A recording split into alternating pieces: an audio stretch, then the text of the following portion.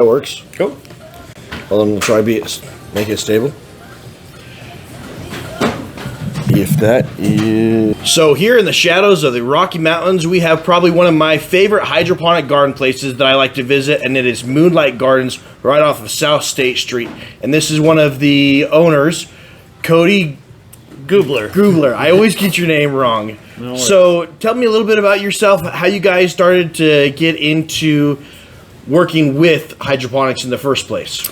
Yeah, so I grew up in Herkin, Utah, which is kind of a small, little farming town, and so grew up around cattle and all that good stuff, chickens, and then my dad had always had a garden, and came up to Salt Lake and was doing some jobs that I didn't necessarily prefer, cleaning carpets and doing a few things that paid the bills, but didn't love. And luckily one of our other partners, Zach, had seen Wasatch Hydroponics and had been familiar with them, and we thought we could do it a little bit better. So Zach and one of the previous owners came in and started the company up and got it rolling, and then Russell, one of the other main owners here, and myself came on and really kind of kicked it into high gear. So yeah, and then the hydroponics, just with me and Russell, him being from California and growing up in the gardening, and me from Herkin, it just kind of was a natural fit to get into something that is a little more economical and savings on land and water and things like that. So we live in a state that is notoriously dry and has very limited water.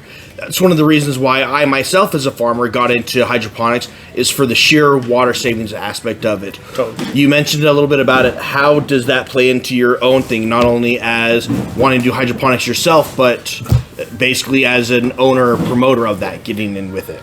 Yeah, it's just a great thing to kind of prepare for our future. We don't know. I mean, with all the buildings going up here, all we ever see is, condos going up around. So, yeah, just trying to be more conscious of things, that we have going, especially the farmland. I've seen even in Herkin just that deplete, on a massive scale over the course of the last decade. So being able to grow indoors and, a little bit more conscious of the environment and things like that really helps. And I want to say that you have a third of the water savings. So not only that, but if you're, applying runs through your fields or things like that, you're saving on the water. And so, yeah, it's just kind of an all-around great thing for the environment and for the grower themselves. You can really get those plants right what they need, right to the source, to the roots, and you're growing a lot quicker too because they don't have to break anything down. So, is there any particular aspect of the hydroponics you prefer in the process of the geeking out when you're dealing with the lights versus the fertilizers? What's your favorite aspect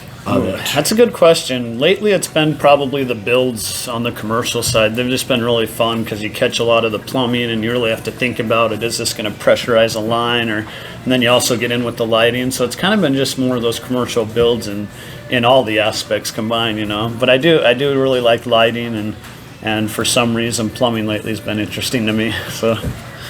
Yeah. How would you say that your guys' main business here is? It working more with hobbyists and small do-it-yourselfers, or are you working more with larger commercial growers as that is starting to expand?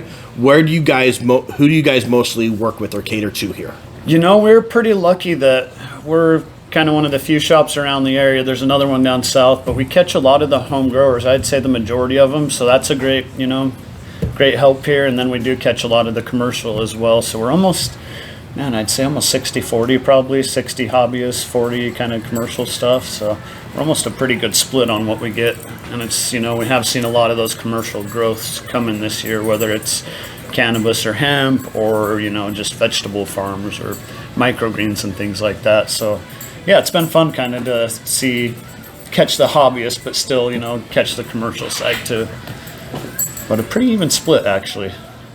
Yeah, so I know myself, I am a smaller hydroponics grower, hopefully gradually growing larger. So I would fit in that category of a small urban farmer gradually growing, trying to be more of a larger hydroponics due to limited land, and that did with, as you mentioned a little bit earlier. Yeah. Have you noticed that there is a difference? So we're in a unique situation where we are smack dab in between two major players when it comes to hydroponics. Cannabis being the huge pusher of it, but also there's a lot of other things growing. And the two huge players that you have is California and Colorado. Mm-hmm. Do you find that being smack dab in the middle, being Utah, has any hindrance or play with that?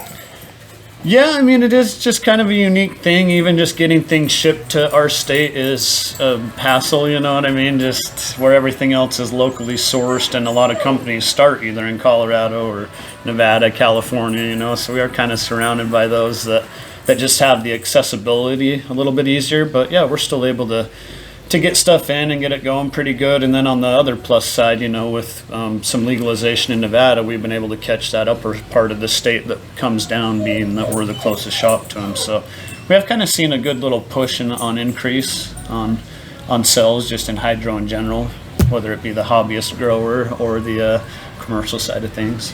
Yep. So speaking of growth, you guys started about 6 years ago, is that correct? Yeah, 6-7 years ago we started, just down the road in a little storefront. So we didn't really have the shop that you see today. We were kind of jumping on the computer, trying to order things in, and maybe had our general hydroponic section, and that was pretty well lit.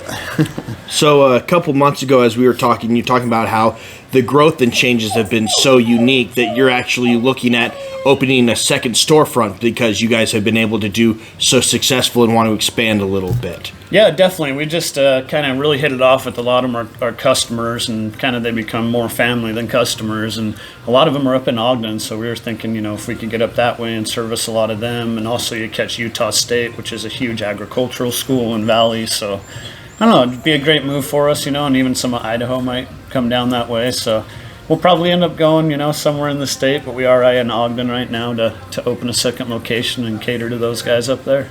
And that's one of the things that I've always really liked about you guys is I've seen how genuine you are. You have a huge passion and interest in it, and you're moving forward. So I'm a little bit unique where I actually have college degrees in agriculture as well as working on it on a daily basis with the jobs that I have.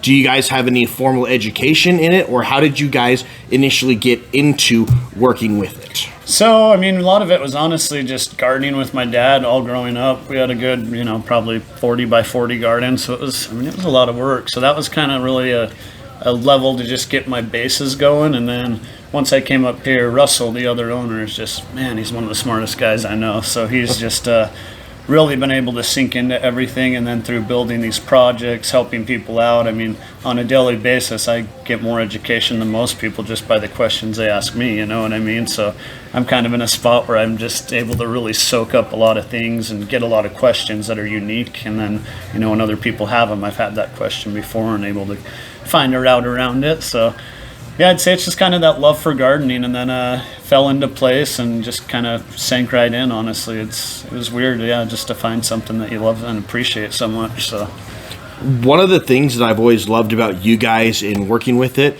is I'm one of those unique guys based on my educational background is I love digging deep into the literature, trying to find the nitty gritty. And I ask you guys questions, and there's been some times when I've asked, sometimes it may be rude of me, but I purposely ask questions to test the sincerity of an individual, and I will get insincere answers back as they try and BS their way through it. But I can think of many occasions when I've asked you guys questions and the response is, I don't know. We can look into it, but I don't know. And that's one of the things that I've loved about you guys is just how genuine you are about things. And if you don't know something, you're more than willing to admit it and say, you know what, we can look into it, but we don't know. Yeah, it is. It's just one of those things with plants too. I mean, people put a lot of love and, you know, their time into those plants. So for me to just try and say, oh, throw this at it or that without knowing, I mean, I would hate to have, if it was their dead grandma's plant that they've been nursing for 2 years, and I tell them, you know, something that's wrong. So yeah, we like to be right about things, and if we're not, it's easy to ask Mr. Google, and then we both become educated. So yeah, we're not too proud to say we don't know everything. We're trying to learn every day. And that's one of the reasons what I absolutely love about Moonlight Gardens is just how genuine and straightforward they are with you. If they don't have something in, like there's been times when I've tried to do build out projects, it may take a couple weeks to get in, but I'm more than willing to wait because of how genuine and they're willing to work with you to bring some things in that I've done special orders for them that I've been really pleased with and enjoyed. Thank you. That's awesome. feedback. Thank you. Yep. So, I mean, and when you look at their Google reviews right now, I think they've got a couple hundred Google reviews, and they're consistently 4.8, 4.9, 5 stars. They are tremendously always touted as really great reviews just because of how genuine they are constantly trying to work with others. Totally. And so that's one thing that I do absolutely love about it. Thank you. Working with hydroponics in a unique situation, there's a huge movement of trying to do everything as environmentally friendly and as environmentally good as possible. The number one bestseller of hydroponics is the pure water savings. But the negative side that you have to deal with it is the electricity and upkeep cost that you have to deal with it. Do you find that to be a negative, or they kind of balance out? What's your thoughts on it? You know, a lot of it kind of balances out. I mean, the lights, it is a kind of a heavy purchase, but you're kind of one and done for, you know, most of them at least 5 years, 3 years, you know, minimum. So you are catching a pretty good investment time for your money. So it is kind of that buy once, cry once. And after that, I mean, there's the power bill depending on how big you are. But if you are that big, hopefully we're turning some profit back one way or another. So yeah, it can be, I guess, a hindrance, but also I feel like it's, you know, once you're set up, you're pretty well set up, and then it's just upkeep on your nutrients and trellis, things like that. So it doesn't get too bad after that initial buy-in, and then, like I say, you're pretty well set for, you know, 5 years on the lights and tents and things like that. So do you find that you, in switching gears a little bit and moving towards a huge push, is trying to have certified organic versus what they call IPM, or integrated pest management, just trying to do things as good as possible, but yet not necessarily needing all those certifications? What are your personal thoughts in kind of those two camps when it comes down to it? yeah, I like them both, and I think there's a place for both. If it's edible foods, I know a lot of people do like to go that organic route, and we do have, you know, organic liquids, either in granular or liquid, that, you know, break down into water and they'll feed them just fine. So we have provided both options for people, and I don't know, it's kind of hard for me to say which one's better or worse, because everyone has their opinion and everyone's right in their opinion, I feel like, most of the time, you know what I mean, for their family or whatnot. But yeah, I do like growing organically and conscious, you know. I don't always, but, you know, I do try and keep it as clean as I can most times. But we have provided pretty much any and every option out there, whatever style you like to grow in. So yeah, I know in the past when trying to, so I personally, a lot of the stuff that I use happens to be organic certified, just dealing with the organic or hydroponics. That's where a lot of people go. So just by the roll of the dice, a lot of the stuff that I happen to grow is organic certified, but my farm itself is not organic certified, which, you know, works out well just because of how I'm trying to do that integrated pest management. Yep, totally. One of the things that I found out is when you're dealing with hydroponics, by nature, everything is artificial because you are controlling everything. Yep.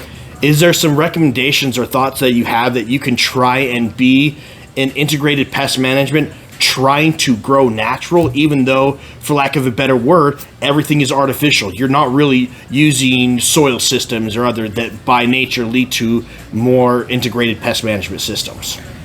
Yeah, that's a really good question. I mean, I do have some different IPM like sprays that do kind of take over for it, but again, you'd kind of be playing, you know, the environment's there versus, you know, doing some sort of cover crop or something that you can kind of get away with in soil to help for that pest management, and that is very nice as well. So it's, I don't know, it kind of just lies where it lies with that one. I can't think of anything, and I'm sure some people when they watch will have some good opinions on this, which I'll probably end up reading. So yeah, if anyone knows any, let me know. As far as, I know one thing that I've personally done or seen that you could do that's artificial but trying to get a little bit closer is you have your fish emulsions that you could use as a fertilizer.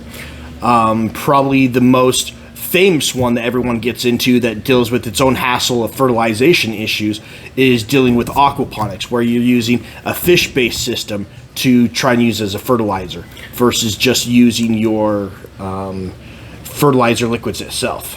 Yeah, and we've had a great luck with the aquaponic side of things. That's a great route to go, and that their waste actually provides quite a bit as long as you get the fish, you know, ratio to plant ratio right on. But Yeah, I really like doing that. I mean, kelp's another good one that I'm sure might fall under that line. But yeah, sorry, just lost my train of thought there. So good. One of the other things that I really like too, and the name of it's escaping me, is oh crap, I just forgot the name of it. We're both struggling now. Yeah. It's the white shark stuff. Oh yeah, the orca. Yeah, the orca. You have products like that, which is inoculated mycelium they could use as a cohesive environment that is specifically water-based to help with that breakdown of the nutrients. So there are things like that you could do to try and attempt to facilitate a environment like that. Yeah, and microbes are one of those things that there's a lot of things out there that you can throw at plants, but I really like microbes. I feel that's one that you see a difference on. And like you said, just that breakdown of the material and speed up process. So I'm a huge microbes fan. That's one of the things that I absolutely love that I found to have success with a lot of my grow systems is being able to do the microbes, helping to balance it out. When you're dealing with hydroponics and kind of shifting gears a little bit, do you have a personal preference of dealing with hydroponics versus aquaponics when you're dealing with artificial liquids where you can control everything and fine-tune everything to get the exact measurements that you want, versus aquaponics, which is you have to balance out the health of the fish and the health of the plants? And realistically, plants are going to need much higher amounts of nitrogen and nutrients than the fish can traditionally handle. Yep. Have you found complications with that, or do you have a personal preference between the two systems? You know, I've always kind of been a hydro guy. I do like the aquaponic side of things, and depending on the system and the person, you know, sometimes people just want to do aquaponics, and we've set them up and they've, you know, run great and performed great, but just feel like there is a few more variables in there versus, you know, hydroponics, like you were saying earlier. I just like that exactness of knowing what's going in, and you know, you can really cater it and pump them up if you wanted to, versus, you know, the fish, you're trying to add more fish in or get that, you know, get your levels right in that. So I do like hydroponics just in the fact that I can really bang home some growth if I want and really pump it up. So that's one of the things that I love about hydroponics is that you can tailor make everything that you want to have scientifics. And so from a commercial standpoint, if you're looking to try and set up a system, it does take a lot of money to set it up, but why a lot of some of your growers are moving to indoor hydroponics, so that way you can actually grow a consistent product year round. In our day and age, when you're trying to get, having farmers markets, those seasonalities are nice, but let's be honest, everyone wants their food now, they want it year round, and that's the market we're moving to. Yeah. And so having that consistent year-round supply could really help out with that. Yeah, especially states like Utah where, you know what I mean, we have these cold winters and that, just having that indoor where we catch those extra months that we normally lose is huge. Mm-hmm. So for you guys dealing with aquaponics or hydroponics, where traditionally it's been an indoor hobby or business, do you find in your traditional gardening, you have major fluctuations in business? Spring, summer, you get really high points, and then winter, it basically drops off to nothing. Do you have similar seasonalities here? You know, it's kind of nice, like you were saying, that hydro in the year-round. We do definitely have, you know, an influx in spring, of course, just catching all the soil gardeners and stuff like that, and even, you know, just everyone wanting to get on it. But we've actually done pretty well at just kind of staying consistently year-round, where we offer all these, you know, hydroponic supplies that you don't really find too many other places. So we're just kind of blessed to be in a unique situation, to be honest with you. But yeah, it's pretty consistent for most of the year. We definitely have 1 or 2 months that are a little rough. But so do you guys only service for a storefront location with you guys moving to a second location, or do you guys also help to service online stuff? You know, we'd love to get our online going more, and we have, you know, done different programs and website things, so we're hoping that one of them hits and we can really, you know, get our online sales going. And we do, you know, we do mail stuff off, so it's rolling, but just we'd love it to be better. Do you guys have any limitations in locations that you service or mail to in the lower 48 states? Or what is it that, so if there's someone that wanted to order something from your website, let's say they live in Hawaii, Alaska, the lower 48, where are your limitations at? So in that sort of case, it would literally be, we run a program that quotes out everything. So if you jump on the website, order something, ship to me, it'll just build that quote right in and add it on there. So shipping costs have increased. I know that's part of it. But yeah, it'll just do it all right on our website and kind of get you a quote on everything, and hopefully it's in the right ballpark. Sweet. So if someone wanted to order from your website, where could they go to order those supplies and check out to see what you guys have to offer? Yeah, www.moonlightgardensupply.com. All one word, connected. Nice. And it doesn't matter wherever they're at in the U.S., they can just order from you and have it shipped to you. Yep, they should just be able to put their address in on that checkout page and then ship to me, and that's that, and we'll get it right out the door. So I know when we're competing in modern day and age, when you've got to compete against Amazon, all that stuff, when they ship it, they want their stuff right now. So what's your, as of spring 2022, what is your average turnaround time right now? So typically it goes out the door the day it's ordered, and then we are like USPS 2 to 3 day, I think is what it is. So, and we can expedite that too. I believe there's an option on the page that you can choose, overnight. It's just kind of based on what you want to, how fast you want to get it there and what type of shipping you want to do. But as of now, I think it's just that 2 to 3 day USPS. Okay, so it's not like if they order from you there, as long as you guys got it in stock, you're going to be able to get it relatively soon. Yep. Type of thing. Yep, totally. Excellent. Should go out the door that day, so as long as it takes to get from Utah to wherever they ordered. And one thing that I love is that you guys, we haven't done the full tours yet. Those will be coming out in some other videos as we're doing it. But just looking in the background, as you can tell, even though the shop looks relatively small, they have a full wide selection of everything they can get, from your grow tents, your soils, vermiculites. They've even got your... Oh, crap, I just forgot the name of it. You got some hydroton back there. That's a huge one in Utah. Cocoa, peat moss, seed starters, pots, pumps. Yeah, we're trying to have it all. They've got pumps. They've got your grow bags, pumps. They've even got your sprinkler supplies as you move over here. A lot of your fertilizers. They got microbes, whether you want to do it in a dry pack granular to a liquid. Me personally, being close by, I've always found that the liquids are a lot easier to go ahead and mix in. You have a much easier mix-in rate, but when you're shipping things long-term, those dry packs become much more efficient weight-wise when it comes to it. And then there is the local mascot that likes to occasionally hang out. So what is this guy's name? That's Murphy. Murphy. So what is better than being able to spend all day at work doing what you love and spending time with your best friend Murphy? Yep. So when you come in, you're going to get greeted by the beard of knowledge and Murphy. So I like that. I mean, it's great. He's hiding his face right now, but Murphy's got his own little beard. Yep, so there's a guy. Yep, so you got two beards of knowledge that meet you and are able to help you out.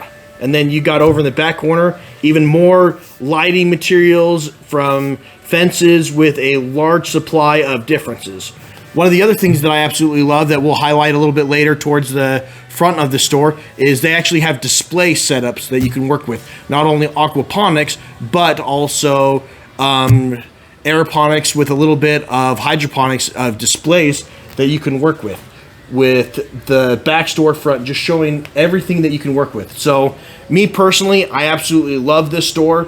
And one of the few things that is really hard to find, especially here in Utah, that I've absolutely loved is their cloning. I myself will do thousands of clones per a year when dealing with my herbs that I grow. And they have an entire wall section solely dedicated to your clones. So that's an aspect that a lot of people want to get into, that they work with, that you might be able to find your Bonide brand of clone stuff at your local Walmart big box store. But these guys have a full selection of, it looks what, a dozen plus different brands of clone that you can take a look at. Yeah, totally. And I've got some videos that are going to be coming out a little bit later, doing some reviews on the different clones of comparing the store brand to some of your fancy brands of it. But This is just one of the things that I absolutely love about Moonlight Gardens. So this is Murphy, one of your best employees that you have. He is always loyal, always on the job, willing to help out. So we were talking a little bit earlier about how you, no matter where you are in the U.S., you can get it rated to get things ordered. And just as a special offer, Cody here is willing to help you guys out. If you wanted to do something just for sticking around watching this video, if you wanted to order something online just for viewers, and because Murphy was kind enough to, as I'm dipping down here, Murphy was kind enough to say that he'd be willing to offer you guys a discount if you went and ordered through the website. So if someone wanted to go ahead and order something from you from this video, I'll go ahead and put a video link in the description down below, so that way we can link to it. That'll take you right to it. So we talked about the supplies that we have in the store. All the supplies that you see here in the store, are they available on the website? Yes, they all should be on the website. As we add them in, we link them right to it. So. Sweet. So, and if someone wanted to go ahead and check out the sweet selection that you guys have here, what is as said before, Murphy said he would, Murphy, this wonderful guy right here, who is the most loyal employee you could ever have, is willing to offer everyone here a discount.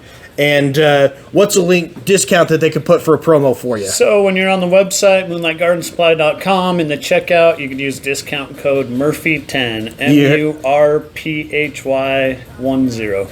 Hear that? So you have Murphy10 for a great discount code. So if you want some 10% discount on anything that you purchase on the website, and that is not including shipping, keep in mind, so that would be a little bit extra, but off the price there, you've got Murphy 10 willing to give you a 10% discount to highlight the great employee Murphy and the two beards of knowledge. We'll take it. So, thank you very much for your time, Cody, and we'll let you get back to your busy day. Cool. Thank you, Bryce. Yep. Thank you. If you like the content of this video, please consider subscribing, give us a thumbs up, and click on that bell for notification. Not only will it help to inform you when we have new videos coming out, but it will also help to share these videos with the YouTube algorithm, helping us to share this information with more people. Thank you so much for joining us, and we look forward to seeing you next time.